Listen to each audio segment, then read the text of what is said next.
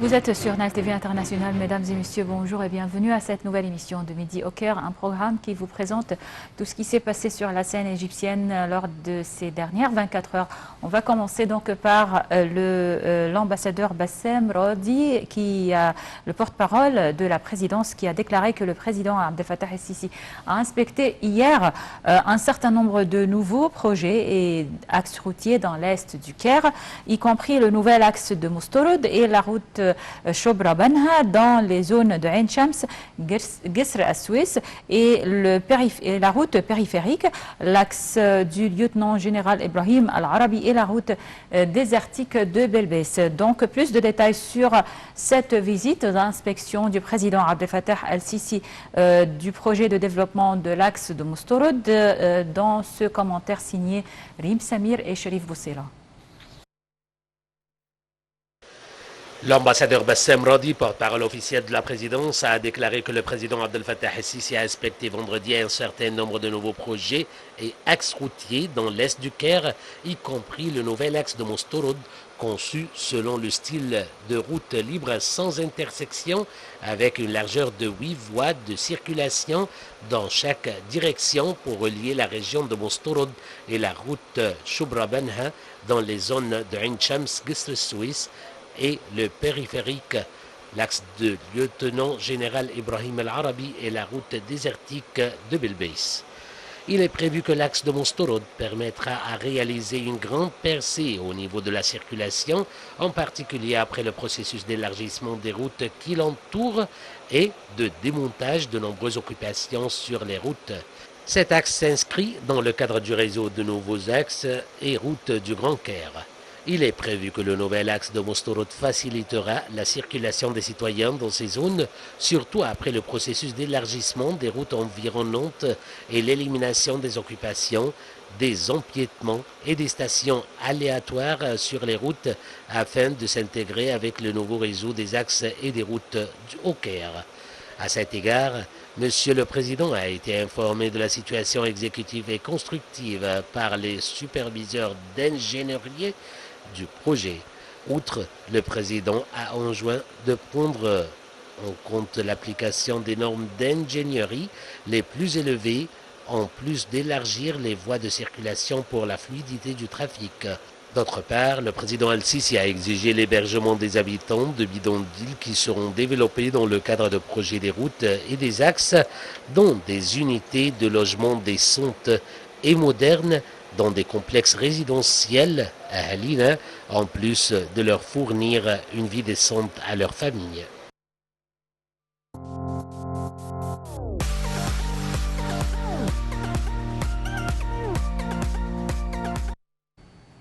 Apprécions les exploits et les acquis des équipes égyptiennes sur la scène internationale.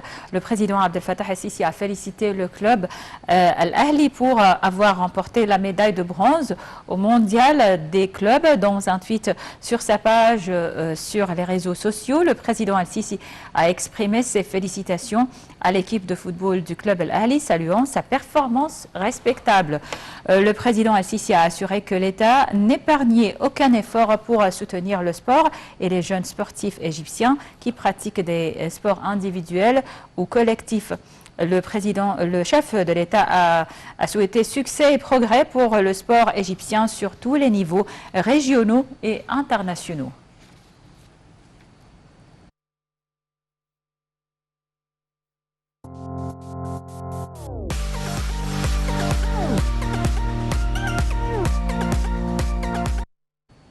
Les relations égypto-américaines sont étroites et stratégiques tout au long de ces 4 dernières décennies, s'étendant à de nombreux domaines de coopération et sont marqués par des acquis conjoints. Et pour l'Égypte et pour les États-Unis, a déclaré vendredi le ministre des Affaires étrangères Sameh Choukri.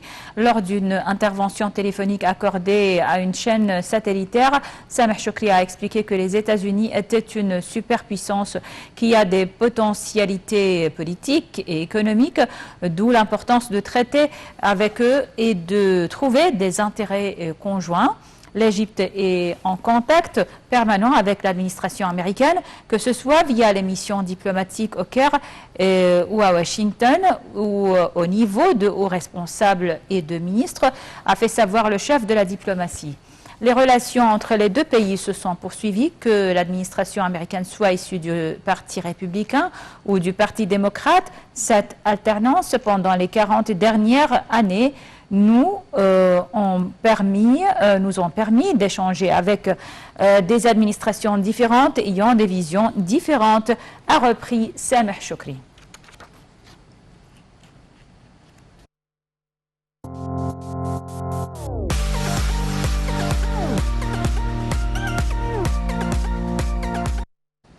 L'Égypte, la Grèce et Chypre ont réclamé le respect total et continu de la souveraineté et des droits souverains des pays sur leur eau territoriale en Méditerranée orientale en fonction du droit international, y compris la Convention des Nations Unies sur le droit de la mer. Plus de détails sur le communiqué publié lors de la réunion des ministres des Affaires étrangères des trois pays à Athènes dans ce commentaire. Les ministres des Affaires étrangères de l'Égypte, de la Grèce et de Chypre ont publié un communiqué lors de leur réunion à Athènes après des consultations précédentes et une coordination continue. Dans leur communiqué, les ministres des Affaires étrangères ont indiqué que les résultats de la coopération étaient en faveur du renforcement de la prospérité de la région en exprimant leur attachement à l'intensification de la coordination en vue d'examiner les opportunités de coopération conjointe. Ils ont salué les préparatifs de fondation d'un secrétariat des mécanismes tripartites qui siégera à Nicosie et qui sera lancé au printemps prochain, et l'entrée en vigueur de la charte de fondation du Forum du gaz de la Méditerranée orientale à partir du 1er mars 2021. Bien que la propagation du nouveau coronavirus constitue un défi sans précédent, mais il faut renforcer les pourparlers en vue d'atteindre les résultats, de lancer les initiatives et de coopérer conjointement dans les domaines de l'énergie, de l'innovation, de l'économie numérique et de la protection civile, de la communication entre les peuples selon le communiqué. Les trois pays respectent profondément le droit international, y compris la Convention des Nations Unies sur le droit de la mer de la Charte des Nations Unies et ses principes considérés comme une base de la paix, de la sécurité, des relations de bon voisinage et de la solution politique au conflit, a réaffirmé le communiqué. En ce qui concerne la question chypriote, les trois responsables ont exprimé leur soutien aux efforts du secrétaire général des Nations Unies visant à reprendre les négociations. En ce qui concerne le processus de paix, le communiqué conjoint a affirmé que le règlement du conflit palestino-israélien sur la base de la solution à deux États est une exigence indispensable pour la paix globale et la stabilité dans la région. Les ministres ont accueilli favorablement l'accord trouvé par le Forum de dialogue politique libyen sur un pouvoir exécutif de transition unifié en Libye, le considérant comme une grande réalisation dans le processus politique. Ils ont affirmé leur fort soutien à la solution politique purement libyenne à la crise, estimant que toute ingérence étrangère est inacceptable et que tous les accords conclus contrairement au droit international sont nuls et non avenus. Ils ont appelé le nouveau gouvernement libyen à considérer les mémorandums d'entente signés par la Turquie et Fayez Sarraj en novembre 2019 comme nuls. Le communiqué conjoint a réaffirmé l'attachement des trois pays à l'unité, l'indépendance, la souveraineté et l'intégrité territoriale de la Syrie et leur soutien sans faille à un règlement politique permanent de la crise syrienne en pleine conformité avec la résolution 2254 du Conseil de sécurité.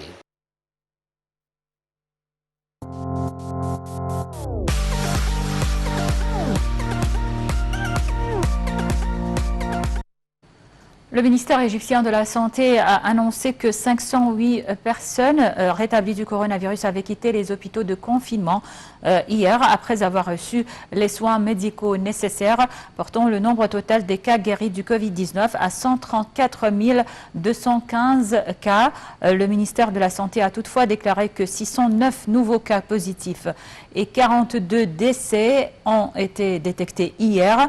L'Égypte a comptabilisé jusqu'à présent un total de 172 602 cas de contamination, dont 9 899 décès.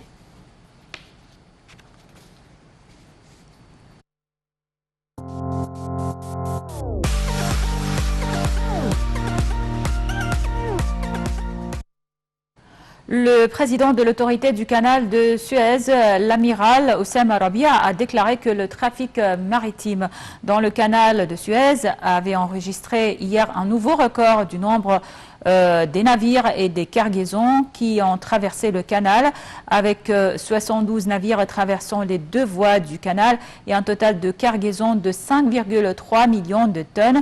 Le canal de Suez a marqué son 5e record depuis le début de la pandémie du coronavirus, les revenus ayant atteint plus de 24 millions de dollars. Selon l'amiral Oussama Rabia, ces records enregistrés malgré les défis de la pandémie mettent l'accent sur l'importance stratégique du canal de Suez, affirmant qu'il s'agissait de la voie maritime la plus courte, la plus rapide et la plus sûre pour le trafic du commerce mondial entre l'Est et l'Ouest. L'amiral Oussama Rabia a ajouté que le canal était prêt à agir avec toutes les variables mondiales que connaît le transport maritime grâce au projet de développement de la voie de navigation et aux services modernisés présentés aux clients.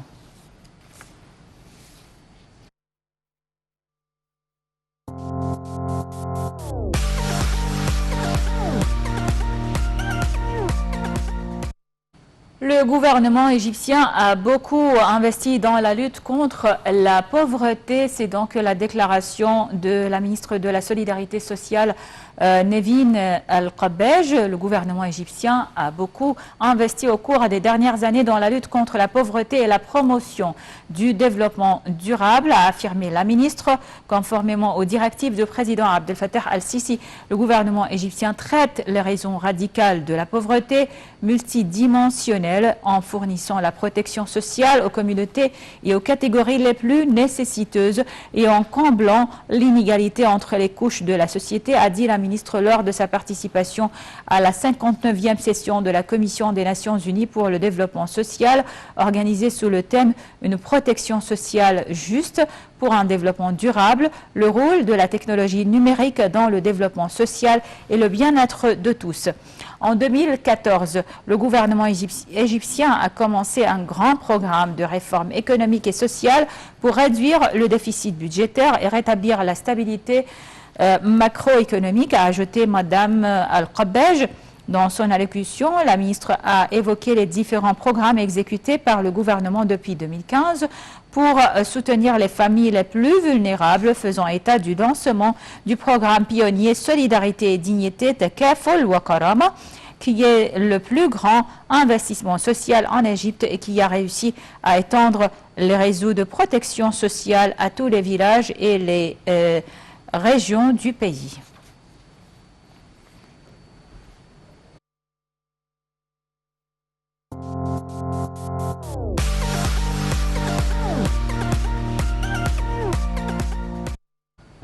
Et en ce qui concerne un autre grand projet de modernisation, celle de la modernisation de 1443 villages.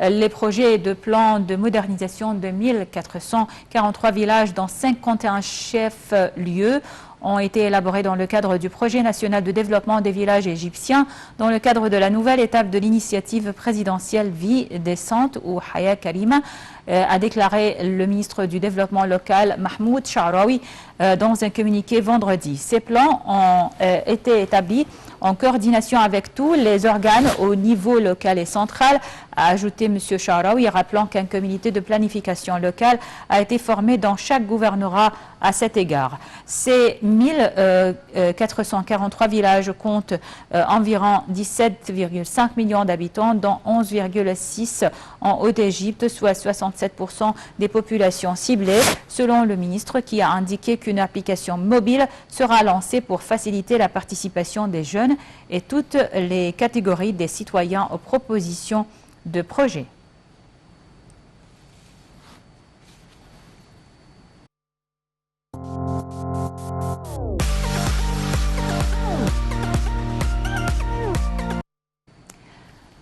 Un mot de sport à la fin de cette émission. Le Zamalek et MC Alger se sont quittés hier sur un score vierge au cours de la première journée de la phase de groupe de la Ligue des champions de la CAF.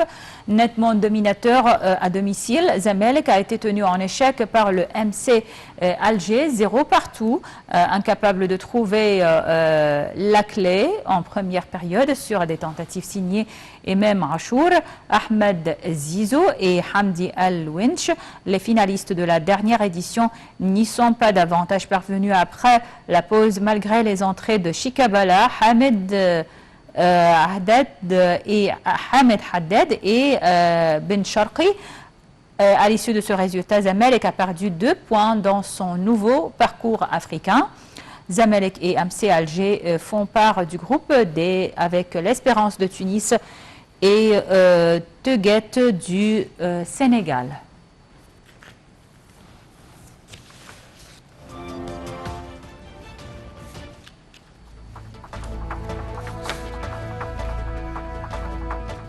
Voilà donc, c'était tout pour cette émission de Midi au Caire. Merci pour votre attention. Je vous laisse avec la suite de nos programmes sur Nahel TV qui se poursuivent en langue française jusqu'à 13h heure locale du Caire. Bonne suite de programmes et bonne journée.